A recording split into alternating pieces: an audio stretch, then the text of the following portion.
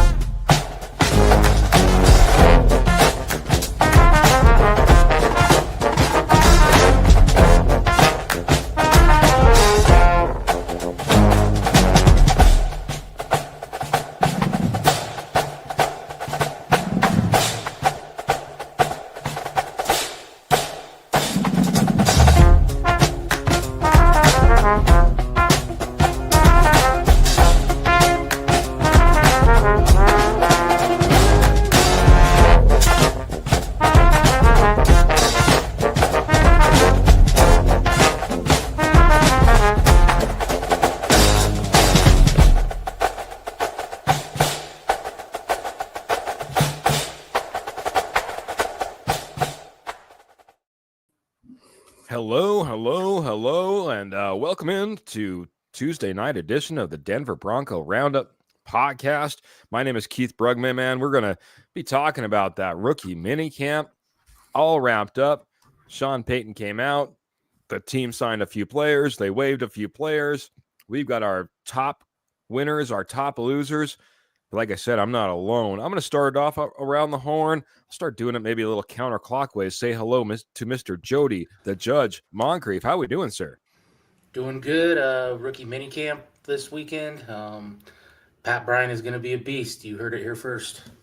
Ooh, man. Maybe giving a little glimpse into Mr. Jody Moncrief's winners and losers list there. Jody Moncrief saying Pat Bryant, it's going to be a beast. Watch out. What does that mean for some other players as well? Kenny Kirkpatrick, he's a player here on the Denver Bronco Roundup podcast.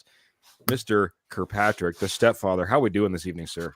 Doing great. Can't wait to spend the next hour talking Bronco football. It's second half for me, just coming off K&K on the first half. Now it's my second half, and we got a fun hour-packed show for everybody. Can't wait for it. Cannot wait. Just like the posse coming in here. They can't wait either. Mr. Ernie Mays is saying, go Broncos country only. Bo Nix for 6. Hello, Keith and friends. Go posse. Yeah, go posse, go, man. That's all of you.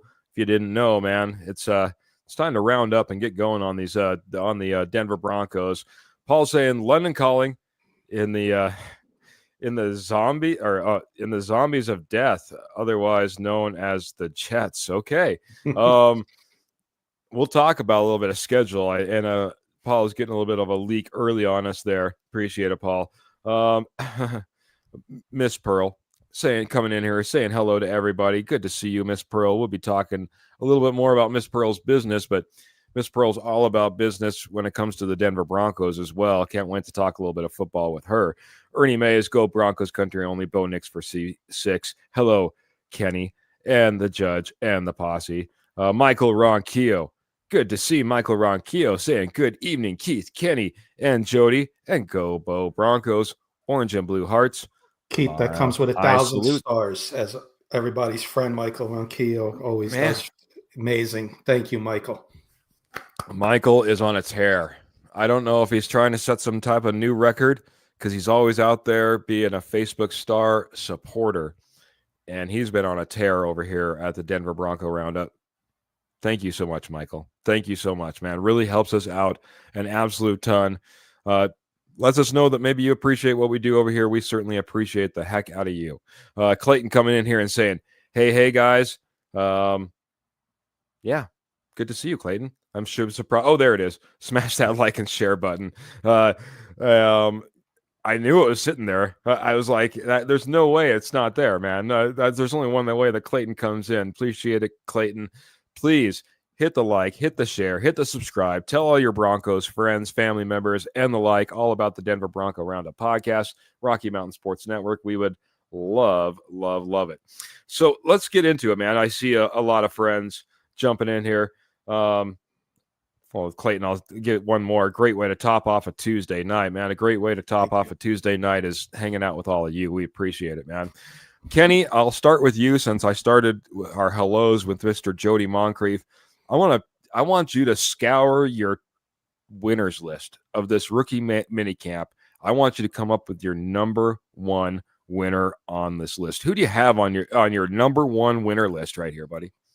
My number one, Keith, right now, now this could change in a week or two. This could change tomorrow. But right now, Tuesday night, 9:40 p.m. Eastern time, RJ Harvey's my number one winner.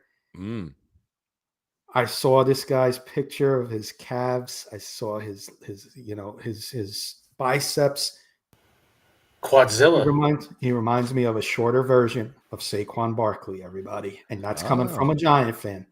And Keith, I'm getting the chills talking about him. I wasn't sold on him as the number 2 pick, but right now he's a 3-down back, the number 1 winner for the Broncos after minicamp, Mr. RJ Harvey.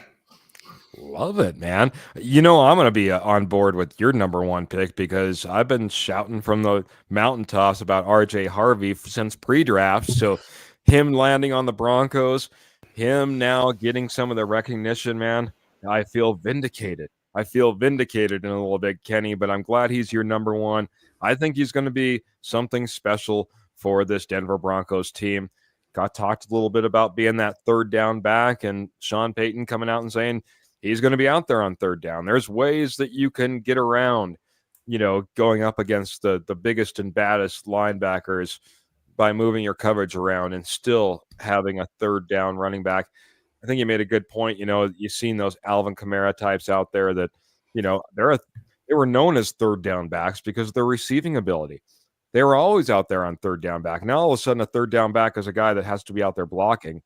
There's other ways around it. Jody, you've made a list. I want you to scour. Hopefully, it's not RJ Harvey. I have a doubt that it's going to be RJ Harvey as well. Who's your number 1? Pat Bryant. I just loved what some of the routes he was running and how he catches the ball. He's a hand catcher, doesn't let it get in his body. I think he has a good shot at being the number 2 on this team or possibly play in the slot as the number 3. Everything I've seen about him, I was a doubter at the beginning, but everything I've seen so far, I've almost done a complete 180 on him. Wow. And that says a lot. That says a lot, man. It's tough when you come out at draft, right at draft, and all of a sudden these names hit you or the position hits you, and then you start looking at them and you start doing a little bit more research and you start doing a little bit more study. And next thing you know, they show up at rookie minicamp and they're starting looking pretty good. By the way, Michael Ronquillo is all about RJ Quadzilla Harvey as well. Ernie Mays all about Harvey is off the hook. I think you're right. I think you're all right when it comes to RJ Harvey, but I think Mr. Jody Moncrief is right as well. I think Pat Bryant has something out there that's a little bit special. Something out there that this Denver Broncos team, the staff, Sean Payton, George Payton, liked what they saw. Game-winning touchdowns. I mean, when you start talking about stacking up multiple game-winning touchdowns as a wide receiver, talks a little bit about the type of player you are, the pressure situations. Doesn't matter then, what college you went to, what program you went to. You're hauling in touchdowns for game-winning touchdowns. Pat Bryant is something a little bit special. It'll be nice to see a little more for him. I like that, Jody. I like that a lot, man. The one drop is what, last year is what really impressed me. Yeah, one drop. And he had the quote, no block, no rock. So, he's not afraid to block as well. Yep. And another one of those captains, if I remember right, and just does all the right things. All the right things, like Phil McLaughlin coming in here and saying, good evening, Keith, Kenny, and Judge. Going to open against the Texans, ? He's getting ahead on the schedule. Maybe we should have flipped our ideas on our agenda this evening, guys. Going to get the W in London. Going to win the West. Home field in the playoffs. Go Broncos, man. And that all sounds fantastic. We don't know exactly about that schedule. We'll talk a little bit about that here in just a little bit. Maybe there's some other opportunities for week 1 that we've heard a little bit about, and we'll be interested to talk about those as well. But that being said, let's continue the conversation, Phil. We'll hit you back on this. Phil, thanks for coming in here, dropping 200 stars. Thanks, Phil. While you come in as well. Sean Payton said RJ Harvey looks small, but he doesn't play small. I like the way that he said there's short running backs and there's small running backs. RJ Harvey is not a small running back. He's a short running back. And there's a big difference.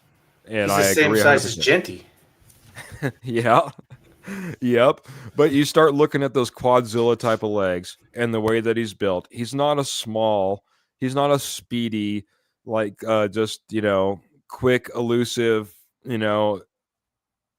quite honestly, third down back, as it's mentioned today, being a blocking back, being a detriment on the field. That's not RJ Harvey, in my opinion, not the way that he looks. We've talked a lot about RJ Harvey. Kenny, you must have nailed your number 1, man. Let's start it back around. Oh, did I give my number 1? No, I did not. My number 1. My number 1 is a guy that, Sean Payton talked a lot about, and I might be doing the 180 on this one, Jody. Caleb Lohner. Caleb Lohner was impressed. A lot of people are impressed by Caleb Lohner, including Sean Payton, talking about him. Said, just look at him. He's a specimen. He walks up there. He's a 6'8", 234-pound guy. He goes, I don't want to keep talking about Jimmy Graham, but he's got Jimmy Graham traits. It's the second time that he's brought this up. He's talking a lot about Caleb Lohner. He really likes him. He's not going to be able to not be on this 53, in my opinion. Caleb Lohner was a winner, and it's going to be interesting to see what Caleb Lohner and his progression looks like for the Denver Broncos. So that's my number 1. Kenny, any thoughts on Caleb Lohner? Great pick. He's got tons of chances to be, besides Ingram, a weak tight end room. He can definitely develop. And I said from the beginning, you don't need 20 plays for this guy. If you look at his college stats, 4 receptions last year, 4 touchdowns. That's what I want. Post corner left route, post corner right route.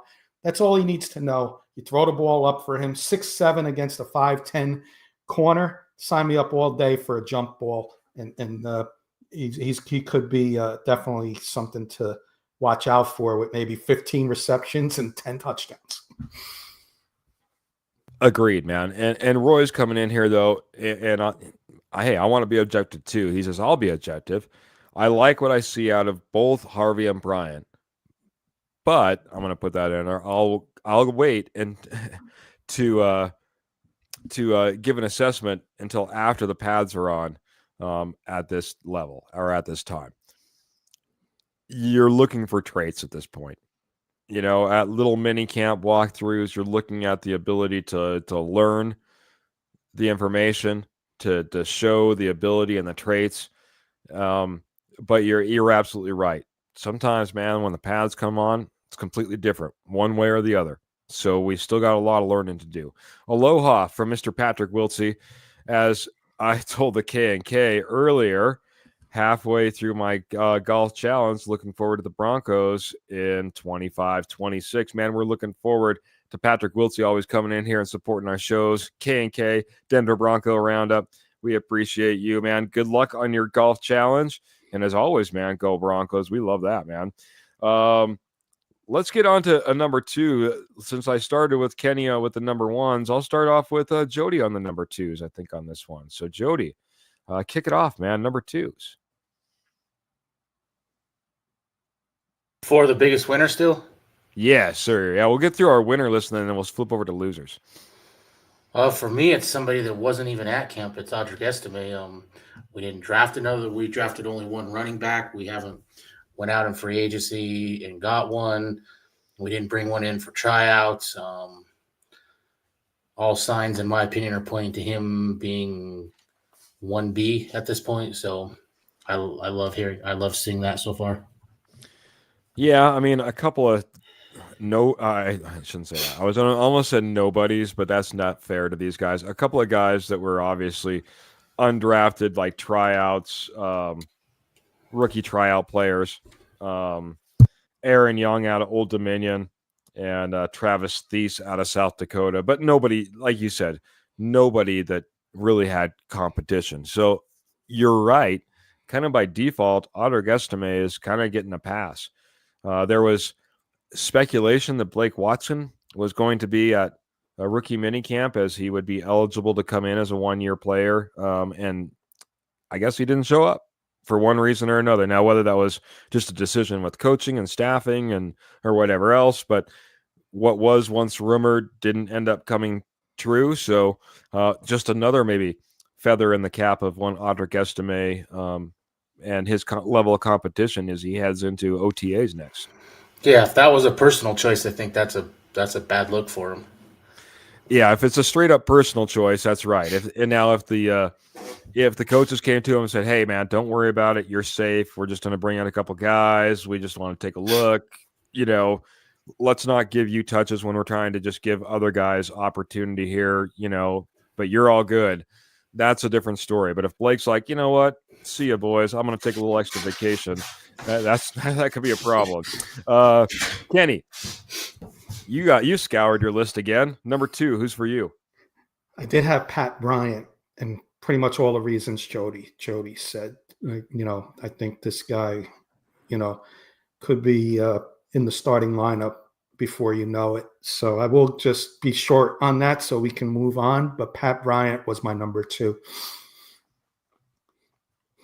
Well, then I'll default to your number 3 then. How's that? Yeah, love it. My number 3, and I think rightfully so. I got to put him on there.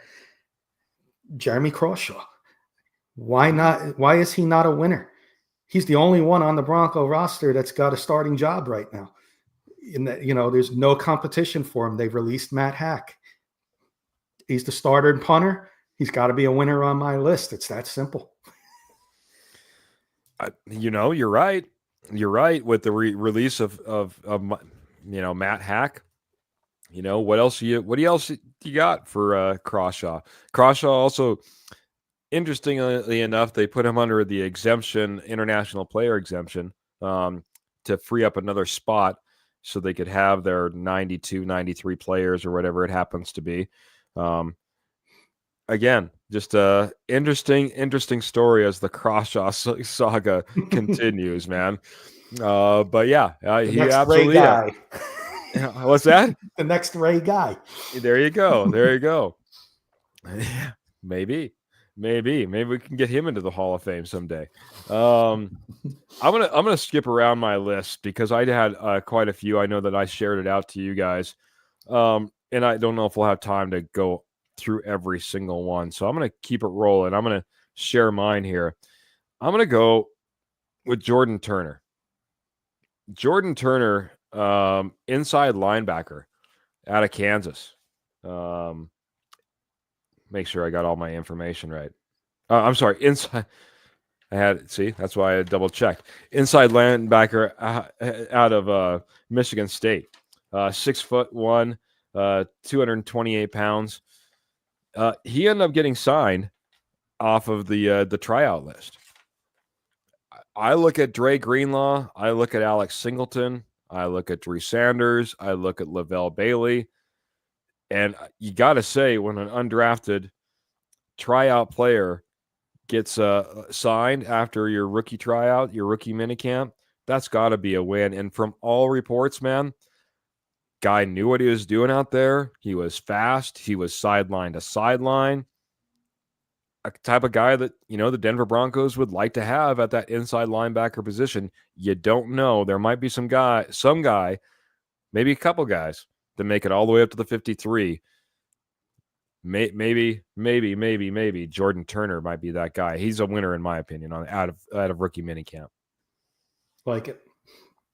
Maybe we'll go one more with the winners at least, guys. I'll go back around to Kenny. Kenny, you start off here, buddy. All right, I'll give you a veteran. I think that's going to be a winner here. John Franklin Myers, in my opinion. Contract year. Now it's not a win for the Broncos. It's a win for John Franklin Myers. A win for him means contract year. He's going to be all out to try and get a nice contract next year. And the rookies and second-year player, Jonah Ellis, aren't doing enough to take that spot away from him. So right now, I think John Franklin Myers is a nice top 5 winner in my book on this after minicamp. After minicamp, the competition doesn't look any stiffer. That's for sure. And it's a place that the Denver Broncos didn't necessarily go for in the draft. So, whether it's rookie minicamp or these undrafted guys, by the way, I'll just talk about it real quick. I'm sorry. Dowell, who was in for it with us, who was an undrafted signed guy, end up getting released instead. So that was that was that big nose tackle that we were all kind of interested in.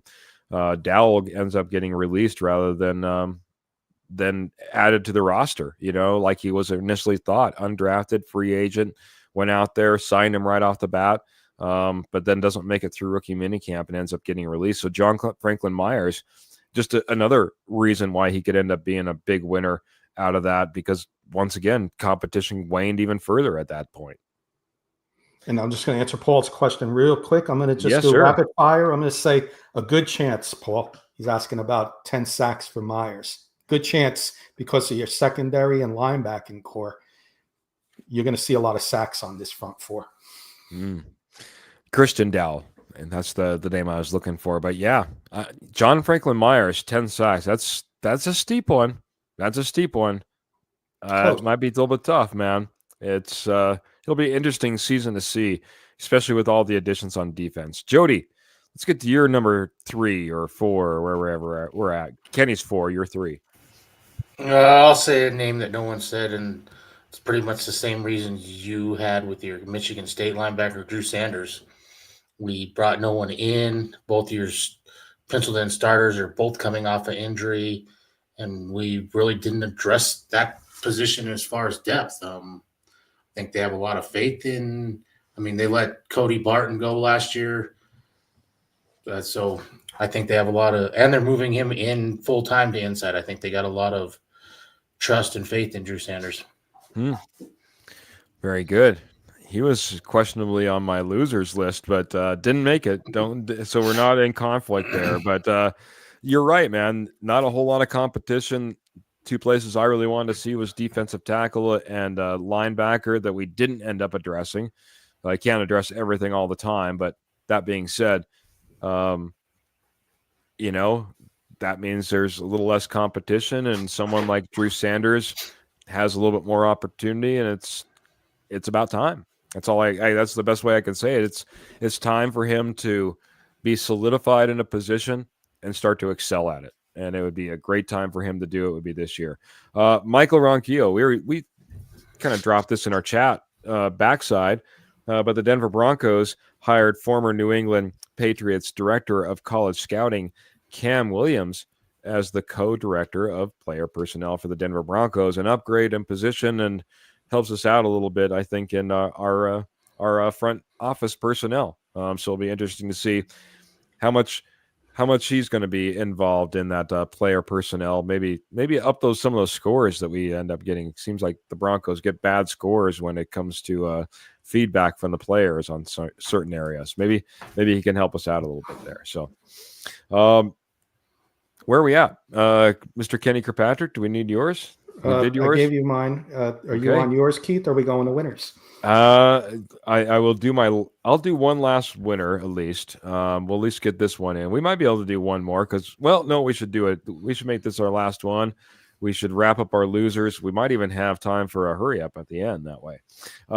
Mine is going to be one I stole right off of Kenny Kirkpatrick's tongue. Mr. Clay Webb. Clay Webb, I go back and I look at those when the coaches get asked and they end up talking and they talk quite well. They kind of almost ad nauseum about players. Caleb Lohner was one of those guys that the coach ended up talking quite a bit about. The other one was Clay Webb. And he said, you look at this guy, and go out there, he does all the right things.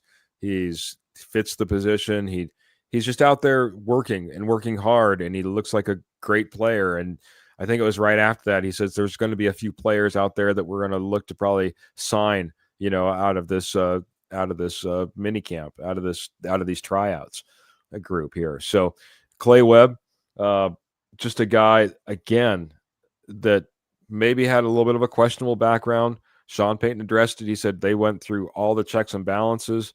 They researched it. Not only that, they said that when asked about it, he was upfront. He was very front, forth going with all the information and had good answers. And they feel good about where he's at, where the player's at.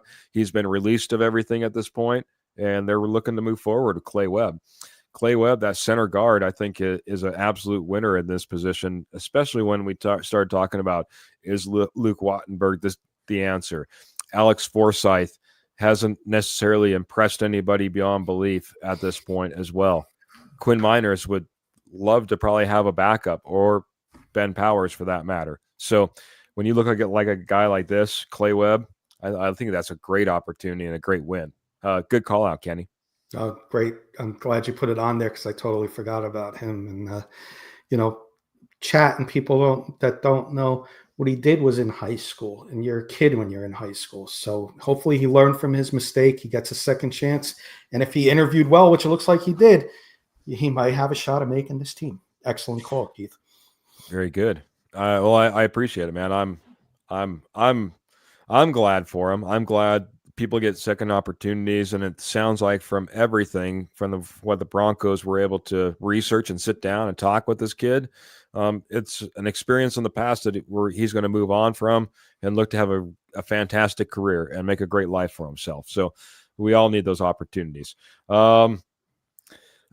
Aloha, my international brother, says Patrick Wiltsey out there. Glenn Ashley just saying JFM is a massive beneficiary of the doubles on Benito and Allen. Whoever we put there will dominate. You said that JFM was a big winner out of all of this. Do you think he's a winner on the field because of all the extra attention these other guys get? Or do you think there's realness to his game that other players can't bring to the field? I think a little of both. I definitely agree with Glenn there. The doubles definitely benefit him, but I do think these younger players aren't really haven't yet pushed for that to get into that starting lineup, in my opinion. Yeah. Clay Webb can really push to replace Forsythe. He's saying it was a long time ago the charges were dropped. And with Webb, we have a good O-line depth, all from Paul Schaefer and Glenn Ashley there. Roy's just chiming in saying I like Clay Webb as well. So, great product. Sometimes you take a little bit of a chance, and it sounds like they kind of did their research. They knew the chance was pretty small when they brought in Clay Webb. Just, again, another big shout-out to Kenny. I think that was a big shout-out early. Not a lot of other people were talking about, and you nailed it, buddy. You nailed it. I'm going to nail it on over to Mr. Jody Moncrief to get us started on our losers list. We'll get at least one round of losers in, then I'm going to be talking about our fantastic sponsor. How's that, gentlemen? Absolutely. Let's do it. I'll go Jaleel McLaughlin with first-round pick brought in to replace him. Jahdae Barron, I think the writing's on the wall for him. I think he's definitely the biggest loser of this year. So I like it, buddy. I don't like it necessarily, you know what I mean? But I understand the pick, man. McLaughlin is going to be the one that's going to be probably pushed the most. I've been waiting for Damari Mathis to get his opportunity. That's going to be really tough at this point. There'll be some big questions to be answered a little bit further down the road when it comes to exposing these guys to waiver wires and the like. McLaughlin, again, not the worst cornerback out there, but when we're loaded like we are, he could end up being the loser in this particular situation. I think that's a fantastic call out. Big E Bronco says, good evening, everybody. How's everyone doing tonight? And he says, why does everyone else see the and why does everybody else see the comparison between RJ Harvey, Le'Veon Bell? They have the same running styles. Yes, they're not the same, but the size they had, the running styles are the same. We talked a little bit about RJ Harvey being a winner a little bit earlier. I'll just go really quick for Big E Bronco. Do you like the comparisons between RJ Harvey, Le'Veon Bell? And what would you say about it? I'll go to Kenny first. I don't know if I see too much Le'Veon Bell in RJ Harvey. I'm telling you, I'm seeing more Saquon Barkley in him. I am. And, books that I follow compare Ashton Janty to Saquon Barkley. Well, like Jody alluded to, RJ Harvey's similar size. And Quadzilla, you're calling him? Go look at Saquon Barkley's quads and tell me that they don't look alike. If you just go from the neck down, you're going to think it's Saquon Barkley. They both didn't miss leg day. That's for sure. Leg day or not, do you like the Le'Veon Bell comparison there, Jody, or do you have a better comparison or a different comparison? When I watched him run, I seen a lot of Maurice Jones-Drew. He reminded me of Maurice Jones-Drew the most. I don't see a lot of Le'Veon Bell because he was more of a delay runner at the line and then hit it, where RJ Harvey's more of a burst guy right off the bat. That would be my biggest difference. I agree, man. A little jump step and go, quick, fast, not afraid to put his head down. I'm right there with you. MJD and RJ Harvey seem like one and the same to me if I had to make a comp. So that was going to be mine as well. If I was going to say who looks like Le'Veon Bell, I would go Omarion Hampton. We might be talking about the San Diego Chargers and Los Angeles Chargers and Omarion Hampton here soon enough. Where are we at on our losers? I just got our loser from Jody. I need to go to Kenny, right? Yeah, I'll give you a popular one, I think, as my number one, and that's why he's my number one. I think it's got to, if I had Bryant as one of my top winners, I got to have Troy Franklin as one of my top losers. And reason is depth chart. It's that simple. If I got Bryant as a winner and eventually becoming the starter, what does that mean for Troy Franklin? He not only has to beat out Pat Bryant, he has to beat out Vele, because Vele's on top of him as well on the numbers game. And it becomes a numbers game, unfortunately, for Troy Franklin. And I think Sean Payton's going to want to go with the guys who got hands over a guy who's had some drops. And I think Troy Franklin could be in trouble and a loser, in my opinion. I'll give you even a few more reasons that he could possibly be there. When I was listening to, and I listened to different podcasts, guys over on Locked On Broncos, take a listen if you want to. I think they're a good podcast as well. They were talking about not one, not two, but all three of the wide receivers that were brought in on undrafted free agents looking pretty dang good out there. That's scary if you're somebody at the bottom of this depth chart. I'll be honest. I'll go right to my number 3, because you're talking about Troy Franklin. I'm talking about Trent Sherfield. Here's a guy that was brought in to maybe be that replacement on special teams, to be that gunner, to be we got 3 undrafted free agents that are kind of showing out here on rookie minicamp. Trent Sherfield wasn't signed to a large contract. And for that matter, I'm going to try to do a 2-for-1 here. I'll be quick about it. Michael Bandy, who's been sitting on this roster year after year and really hasn't done anything as far as production on the field. At some point, you need to lose these guys and bring in guys that are new that you can develop, see if they can become something more. When I look at someone like Michael Bandy and even Trent Sherfield, I don't know if that's necessarily good news. Those are a couple of losers. I'm gonna put those two together on this roster, kind of like you were saying with Troy Franklin, because I think there's a lot of competition on this roster from Pat Bryant all the way down, and it's going to be tough to be a wide receiver on this depth chart. Go ahead. I said absolutely. I said absolutely. Nailed it.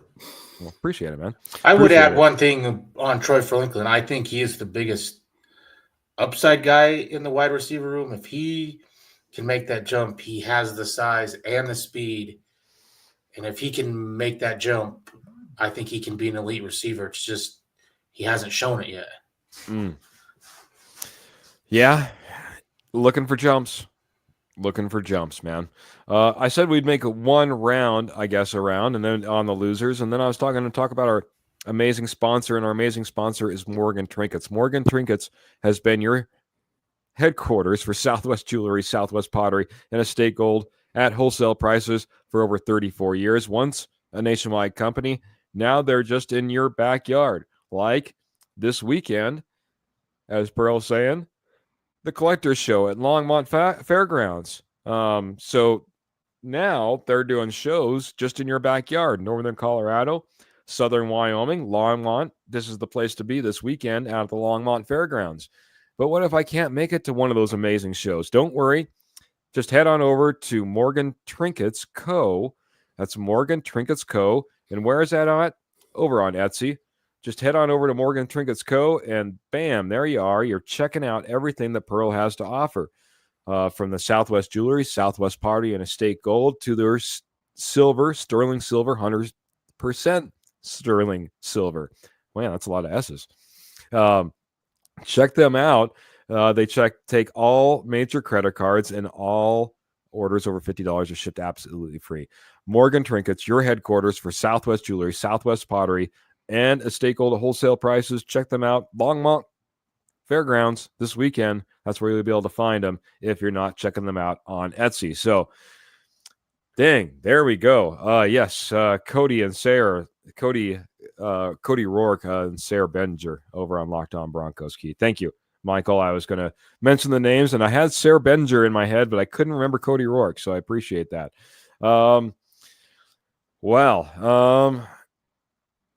Let's hit number 3. I like this. I'm just going to give a little side one real quick off to the side. Kyrese White might make it at wide receiver.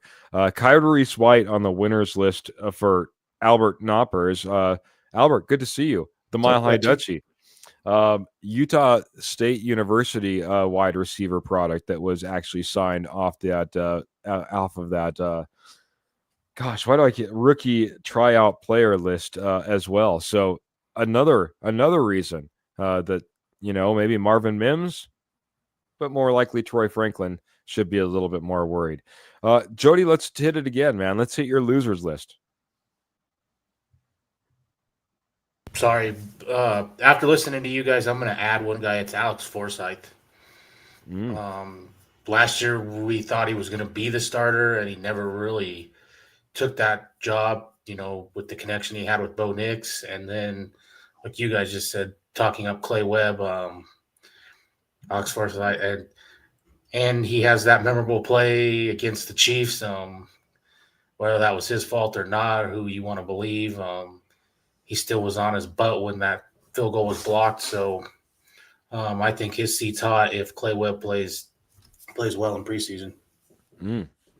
I like it, man. I like it when we're kind of confirming ourselves from information we were talking a little bit earlier. Clay Webb is absolutely going to put pressure on a guy like Alex Forsyth. He has to maybe be a loser. As much talk that we saw there, and again, maybe the development. We were hoping for something a little bit bigger last year, didn't necessarily see it.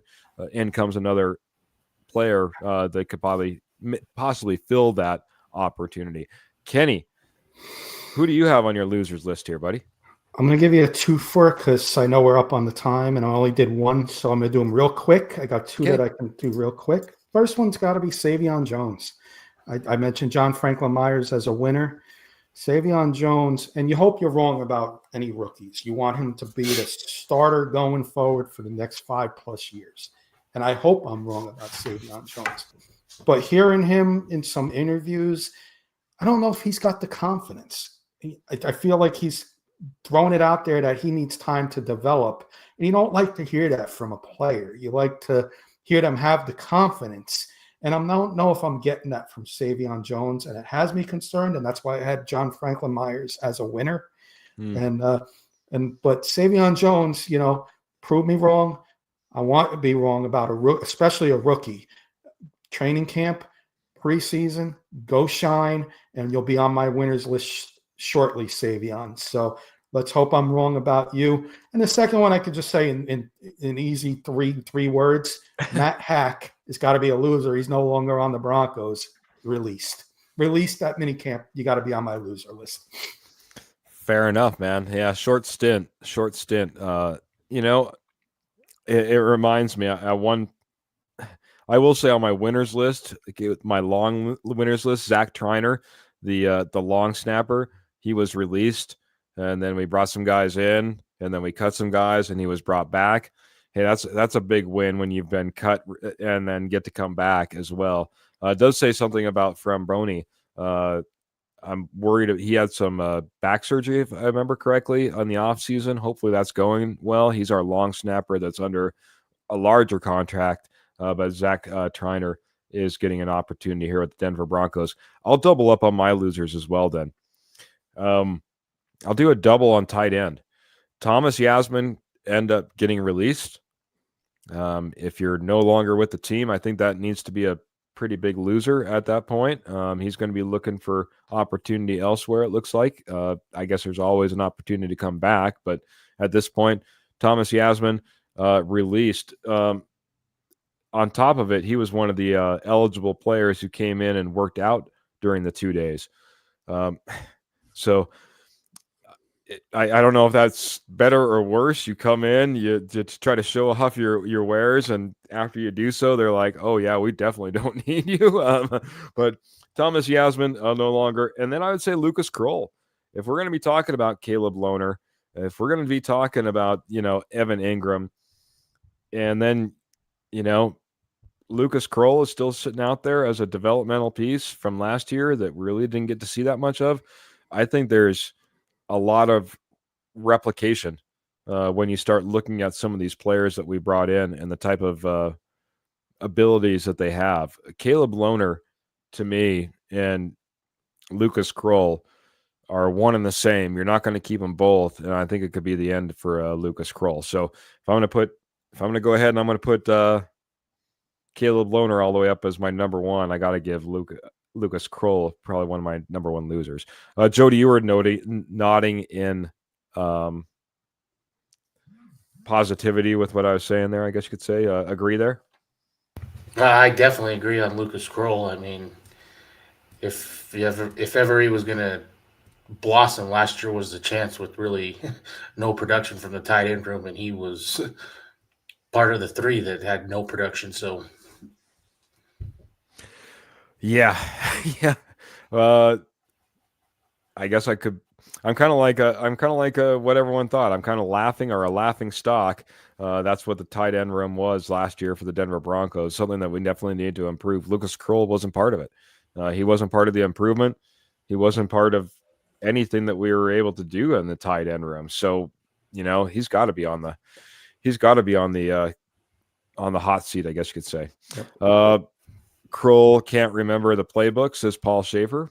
That would be a bad reason, or a reason that he might be getting crushed right now, I guess you could say.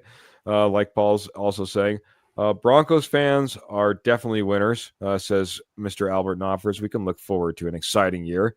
We are going to be looking forward to an exciting year, man. So, and Daniel Rizzi was the key hire for the Denver Broncos special teams coordinator, says Michael Ronquillo. Mr. Darren Rizzi has had some influence already. And as far as special teams, I think we needed to replace some big shoes. I'm glad that we did get Darren Rizzi. We'll see what he does this year.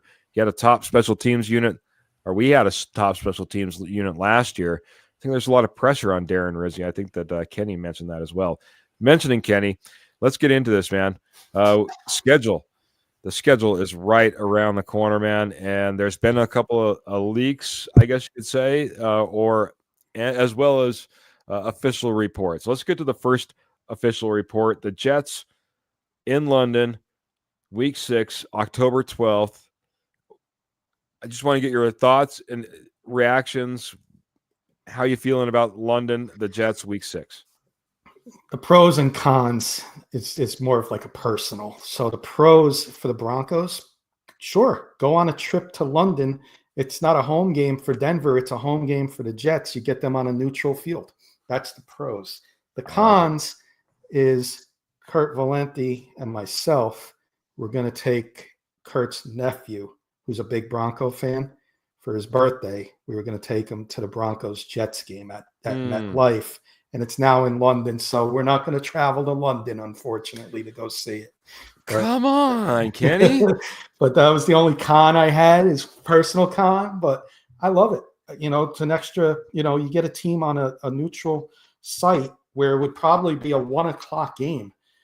And we know Broncos don't do well, and none of the West Coast teams do well at 1:00 starts. So now you go overseas, you get to have them on a neutral field. Love it. Quick reaction, Jody.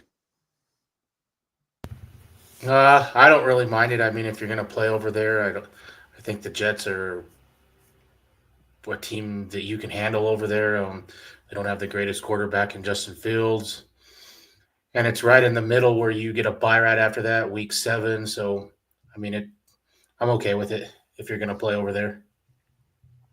I'm okay with it. I'm glad it's not a stiff competition, I guess you could say. I'm not looking for the Jets to be otherworldly. I don't want to go up against the best and have to go all the way across overseas. That's my long and the short of it.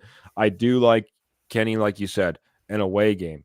Which, especially if you're going to be on a neutral field over in London, why not count it as an away game, especially when we have 9 home games, 8 away games this year. It'll only play into our favor.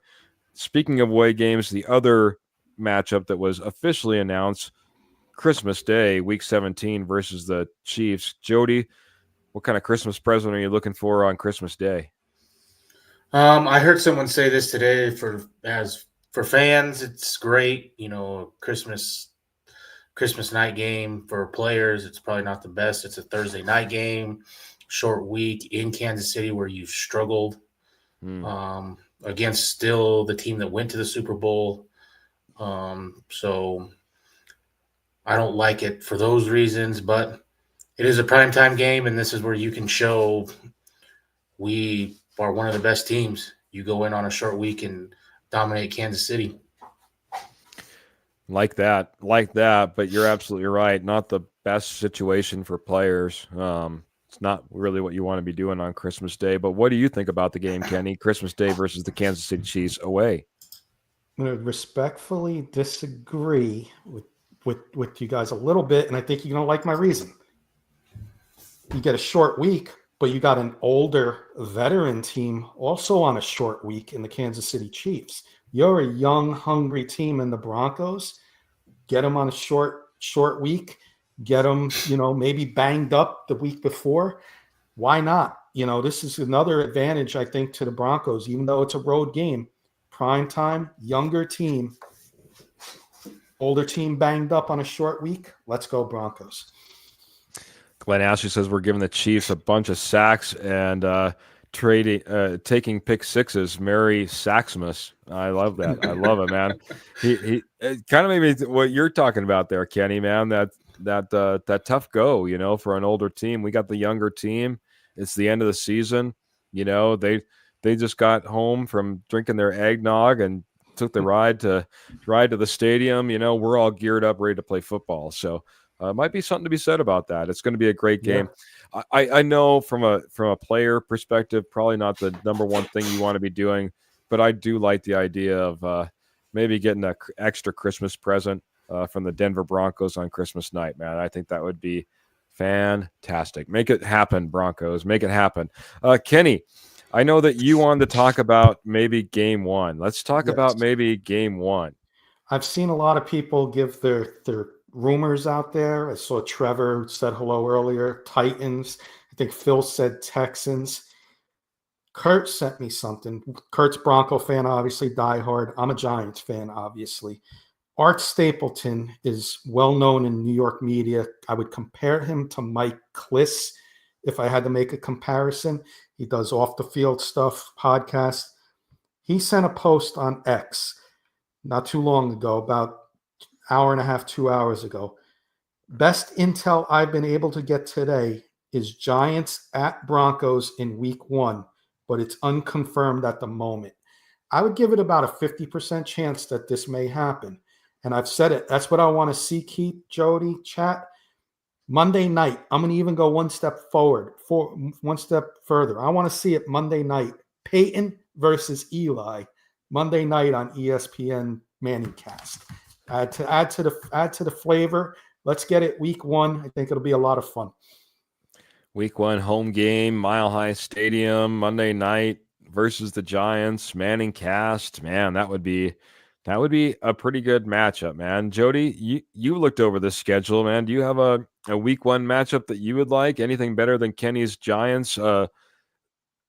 Breaking news, possibly speculative, breaking the Broncos week 1 schedule there? No, I think that would be a great week 1. I would love for Russ to come back and, Sean Payton just to prove why they moved on from him. Now it can go the other way if Russ comes out and has 404 touchdowns or something. It looks bad, but I don't expect that. I expect this defense to be the number 1 defense in football, and I mean I think you can force Russ into a lot of mistakes, and Sean Payton is going to look like a smart man eating $90 million. Fair. I like it, man. I yeah. It makes too much sense. It does. Ratings. It does, man. It would be such a vindicating win in so many ways to do that. And a great way to start off the season. Fun to watch. I just can't do all the guests that would be there for the Broncos and Giants that they would have if they did it on Monday night. When it was Russ at Seattle, the first Monday night game. Lose a game like that, that would just, be crushing. They need to just stomp a mud hole in the Giants and give Russ nothing to hang his hat on or anything, because I think this might be the one time that you see emotion from Russ if he goes out there and has a big game. Yeah. Glenn Ashley says, I want that Giants New York Monday Night Football. Kenny's baby Manning cast. I like that. I'm going to kind of go this way. Something tells me we are getting Commanders for commercial reasons. I'm going to go a different way. I know that we have the Jets week 6. I know that we have the Chiefs week 17. I know those are both away games. I know some of the toughest opponents we might have are going to be A, the Eagles, and B, the Commanders. Well, I already know the Eagles, what they're doing week 1. That's already been announced, with the Cowboys. So it's not going to be the Eagles. So give me the Commanders away. I want to take some of the toughest games on the road. Honestly, if I'm looking at the schedule, I want to stack as many home games in a stretch at the end as possible. So if I can, go ahead and give me an away game. Give me a tough one. Give me the Commanders. I'm right there with you, Glenn. I think that's the way it should go. I don't know if that's the way I feel. That's the way I would want. I have a question going back to the Russ game. Do you think Peyton wants to deal with that if it's a Monday night game? It's one full extra day that he's got to hear all the Russ BS and nonstop, and then it's a prime time game. Does he want that, or does he want that game at 2:30 buried on a Sunday somewhere? I'll give my quick answer. I'll give Kenny a moment. I think Sean Payton doesn't deal with it, all these questions, and the only person he'd have to deal with it is if he gets on the mic with Kay Adams, because then for some reason he's just nice and jovial and happy, and we'll talk about anything when it's Kay Adams. But I think anybody else, he's just like, we're not even talking about this, folks. That's not even a deal anymore, and he just like shuts them down. So that's my 2 cents. Kenny? He shuts them down for sure, Jody.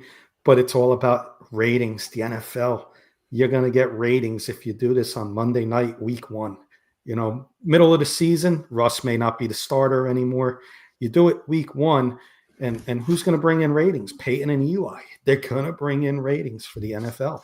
And I could just see it happen in week 1. I could. And Art Stapleton, reliable source in the New York media, I'll give it a 50% chance that it happens. Well, I'm going to take Phil's, and I'm going to run off this for just really quick on just my thoughts, just a few more thoughts on this schedule as we're getting close to the hour. He says we could have a brutal East Coast trip if we get the Washington and Eagles back to back.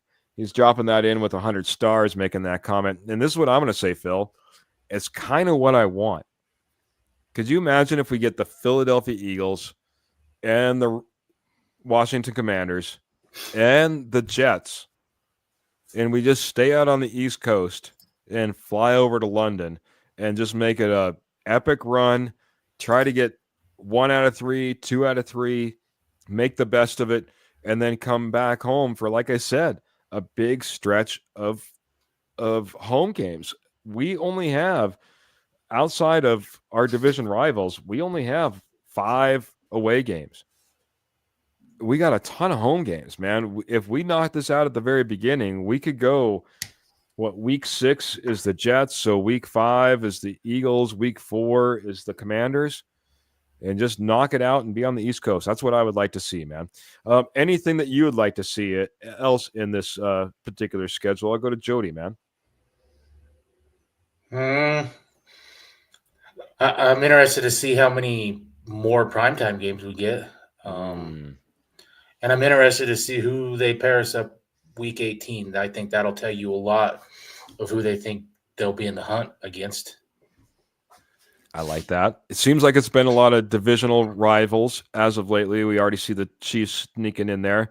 But you're right. Who else is going to be on that list? Who else do you think are going to be in the hunt, as we go down the stretch? That'll be an interesting matchup come week 18.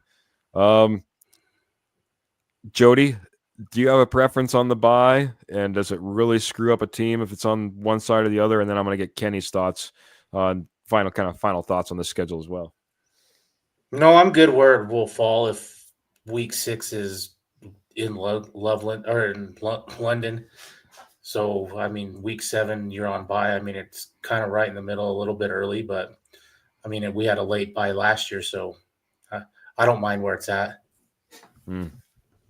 Don't care where it's at. How about you, Kenny? Just a final ideas and thoughts around this schedule, and if you have thoughts on a bye week as well. For the bye week, I would have to say, let me see what the schedule looks like. In all fairness, if it alludes to you, Keith, you want to get those road games early with the Commanders, Eagles, Jets, tough road trip.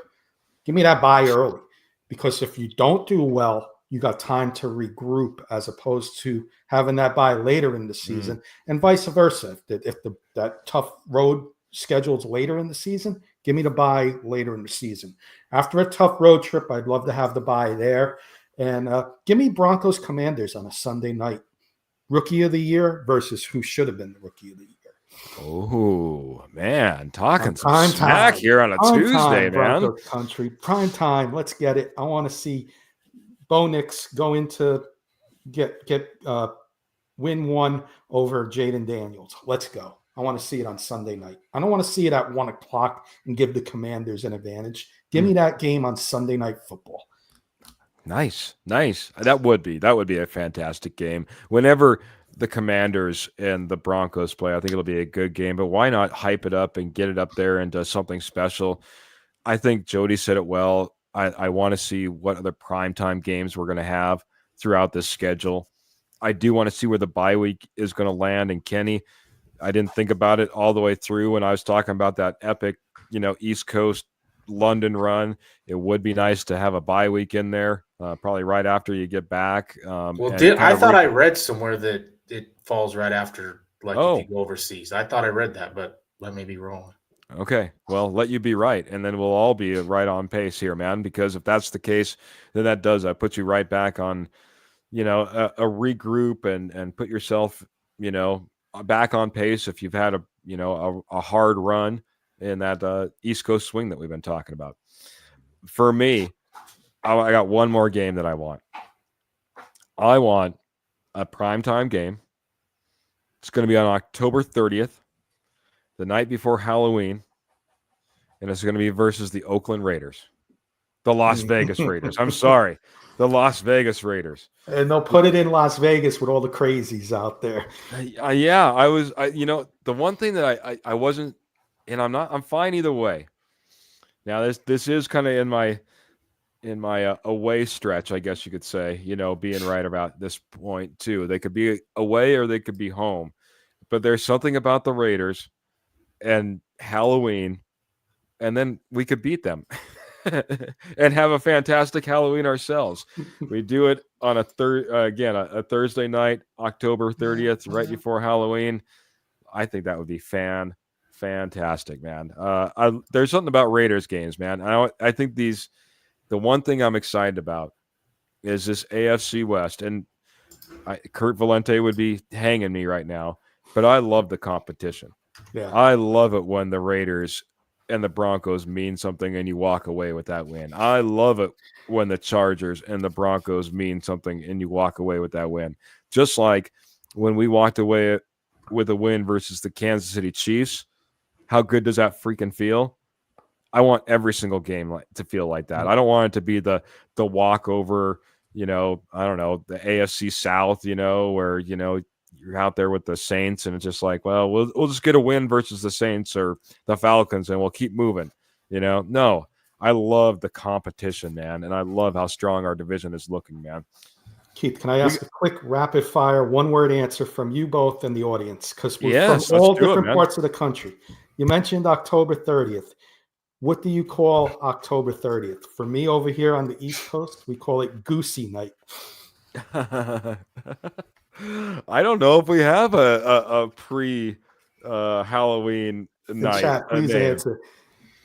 I don't have one. Night, Cabbage Night, Mischief Night, Cabbage Night, Goose Night, or Goosey Night, as we called it. Halloween Eve. Anybody else have anything that they call it? I know. Is there anything out there in Australia, Glenn? But that was just quick rapid fire, Keith. I just wanted to see if anybody had any answers Cabbage to that. Night. Yeah. Gotta get out to the East Coast. Goosey Night. All right. I like this one. 5 primetime games for the Broncos. I can tell you this, man. We used to always get Monday night, sometimes 2 Monday night, and that's when Monday night was the premium, prime time. There was no Sunday night. There was no Thursday night. It was Monday Night Football or it was Sunday football. That's all you had. And we used to get two in our prime, on a 16 or less game schedule sometimes. So, yeah, I think we're due for our 5 or more, Michael. I'm right here with you, man. I'm saying it right here, right now. Love it. I'll piggyback off of that. I think 5 plus they flex us into 1 more for 6. Ooh, man. Phil's Hot takes and feisty in here tonight, man. Phil McLaughlin, wouldn't it be nice to reverse the roles with KC at Christmas? We win the West and play backups on Christmas. Wouldn't that be nice? Putting in our backups up at the end of the game, reverse the role, or like he's saying, completely reverse the roles to where they were just sitting their players at the end of the season like we were. Oh man, that would be epic. Glenn knows what I'm talking about, Keith. Phil. Glenn knows what I'm talking about. I love it. Glenn knows what you're talking about. Devil's Night. And then Phil cracked me up under that. Yeah. Maybe this is too hot for TV. Maybe we shouldn't get into why Goosey Night is Goosey Night, unless you have the PG version. PG version is it was a mischief night. We throw toilet paper on the trees and let it dangle. Shaving cream or whipped cream, whatever you wanted to throw on each other. Sometimes eggs over each other's heads. We kept it clean. The other people, some of the mischievers would throw eggs at houses. We never did that, obviously. We used to mess around with each other and have fun with that. But Goosey Night, we called it. Goosey. It's been a goosey Only night on Denver tonight, Bronco man. Roundup you learn things about us that you never thought you would know about. Yeah, it's a goosey night tonight, man. It's we went a little bit loosey, a little bit goosey. We had some fantastic discussions tonight about winners and losers after rookie minicamp.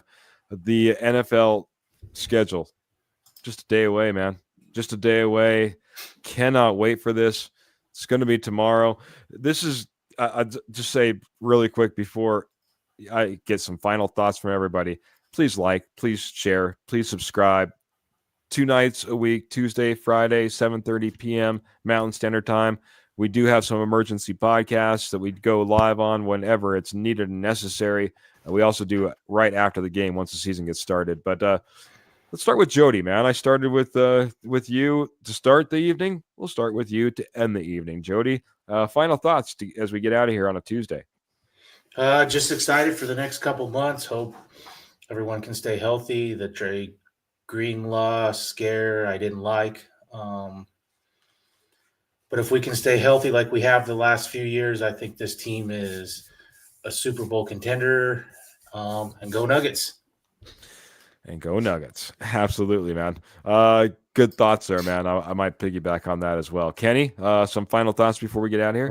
Since we're on the NBA right now, go Knicks and the East Coast New York fan. But awesome show, guys. Awesome show as always. You guys in the audience make it that much easier for us. Thank you, Ernie. Awesome Broncos podcast. Awesome Posse is what makes awesome podcasts. And we can't thank you all enough. Coming all the way from Australia, Hawaii, wherever you are. I know Ernie's in California, East Coast where I'm at, all around the world. We love you all. And Keith, if you feel like doing an emergency podcast tomorrow, I'm with you. And then I'll be doing Let's Talk Broncos right after that. So that'll be on tomorrow. Sometime tomorrow after the Knicks game, be sure to look out for me. I'll be doing a little schedule release with everybody. Ooh, there you go, man. There you go. Might be Kenny try to clue everybody in. There might be an emergency podcast tomorrow. You never know. You never know with this schedule release. Stay tuned. And the best way to stay tuned, make sure you like, share, and of course, subscribe wherever you possibly can. Thank you for all our star givers.